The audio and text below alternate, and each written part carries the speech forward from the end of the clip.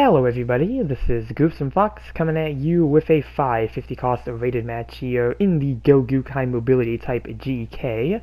We're going to be on Mining City for this match here, and still continuing my little, I guess, crusade here of playing as many Gelgoogs as I possibly can. I have just really been going back to a lot of the Gelgoog variants, especially a lot of the ones that I have not played in a while, and the Gelgoog High Mobility Type GK here is one of those suits that I really did enjoy when it came out, but I have just not used it since, and I'm not really sure why, because it is a pretty fun suit. It is a native 500 cost raid, and it goes up to 550 at level 2, which is the version we are using here, and as you can see, it is a very interesting Gelgoog design-wise, because you do have that Gelgoog I arm there, which is a pretty cool weapon to have on a Gelgoog, especially for this here. It does have some pretty cool stuff going for it, but we'll go over the basics first for this suit. And as I mentioned, you are a raid, and thanks to that Gelgoog I arm you do have the claw unit beam cannon as your main range weapon. Uncharged, it can fire a rapid fire shots, and when charged, it can do a instant stun. So pretty nifty weapon here, and because you have the claws there, that is also your main melee weapon. As you can see here, you have a heavy attack. Oh, actually, I thought I was using the heavy attack. Nope, I had the beam cannon charging, but you do have a heavy attack with the claw, but other than that, pretty good melee weapon there. The heavy attack is also really nice. It has a bit of range to it, because on top of doing the attack, it does fire a beam from it as the second part of the heavy attack. So again, pretty interesting weapon there. You also have a armed grenade launcher as a secondary weapon that fires 3 rapid grenades. You have a beam naginata as your second melee weapon, and that is used in the left arm of the mobile suit.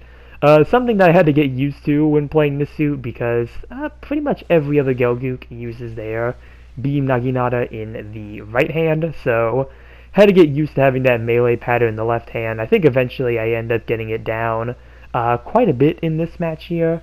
But right now, going for the heavy attack, and as you can see, going for the charge and the beam shot. So pretty cool animation there. But finally, you have the hand grenade Z as your final sub-weapon, which is a pair of grenades. And I always like having a pair of grenades on some mobile suits, especially when it comes to ground maps here. It is a pretty nice thing to have if you need to throw it over cover, or just kind of get something with a bit of distance. So, really do like that they're there. Gonna go for the heavy attack on the ARC-78-2 there, and get the finishing blow. But yeah, for your skills, you do have maneuver armor, you have melee combo control level 2, for that in the maneuver armor as well. You do have pursuit melee ox program, you have a double dodge roll, and because of that Gelgoog I arm, you do actually get aquatic mobile shooting. So if you are underwater when using this suit, you are able to fire that Gelgoog claw while moving. Unfortunately, the suit itself doesn't get any of the aquatic skills. Beside that, you don't get underwater compatibility, but there is that underwater part if you feel the need to attach it.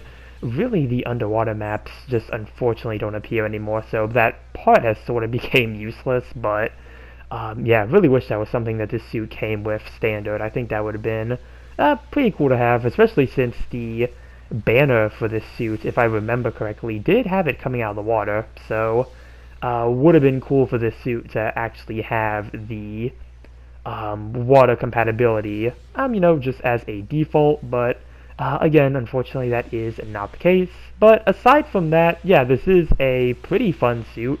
Really fun raid. I do really like the heavy attack on this suit, which is something that kind of surprises me, because I've mentioned it before, I'm not really the biggest fan of heavy attack suits.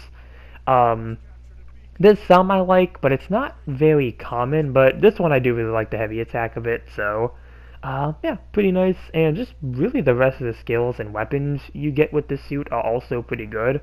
I honestly don't have anything to say in terms of things I would change about this suit. I honestly think it's a pretty solid raid, all things considered. I can't think of anything for this suit that you would really want to change for it.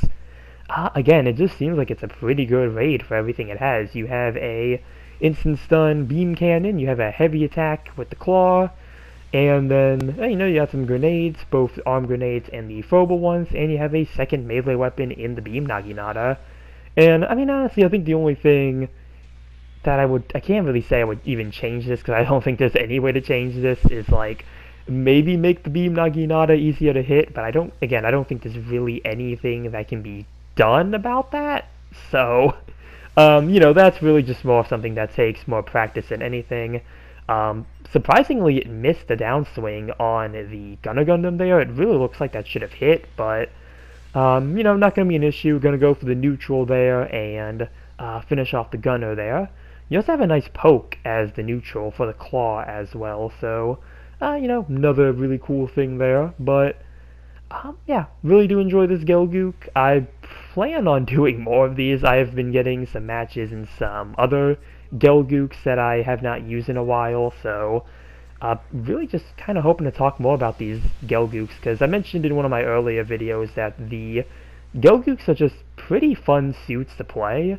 For, all of them being Gelgoogs, they all kind of have their own little thing going on, which is pretty cool to see. They're all a bit unique in their own right, so it's been a lot of fun with the ones I've tried out so far. Just, seeing how they perform, maybe giving some suggestions for how they could change them, or just talking about them in general, because again, there's just a lot of really cool Gelgoog variants, and a lot of them are in GBO2. There's a lot of cool ones that are already in the game, so, it's really just a fun little thing to talk about.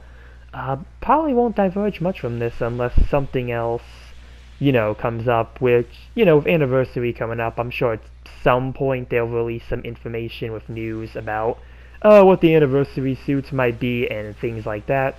The biggest speculation I've heard is that it's going to be the Crossbone Gundams, which, yeah, might be the case, so those will be pretty cool to see, but for now, we'll just have to wait and see what they end up releasing.